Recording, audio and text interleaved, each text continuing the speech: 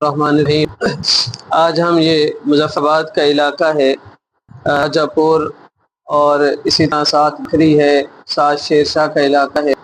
ان حضرات کے ہاں آج تک کوئی بھی اس سیلاب کے حالیہ سیلاب کے حال میں کوئی بھی ان کو قرض بانٹنے کے لیے نہیں آیا، تو ہمارے دوست احباب نے ہمیں بتایا تو ہم یہاں آج آئے۔ حضرت قاری محمد تنویر صاحب کی یہ مسجد ہے، جامع مسجد اقرا کے اندر۔ یہاں ہم نے 50 افراد کو بلایا تھا، ان کی لسٹ بنائی، پہلے ان کی تفتیش کی، وہ سارے حضرات مستحقین تھے، ان کے ہاں ہم نے راشن تقسیم کیا، اور ان حضرات کو یقین دہانی کرائی کہ دکھ کی اس گھڑی میں ہم آپ کے ساتھ تھے، آپ کے ساتھ ہیں، اور انشاءاللہ رہیں گے۔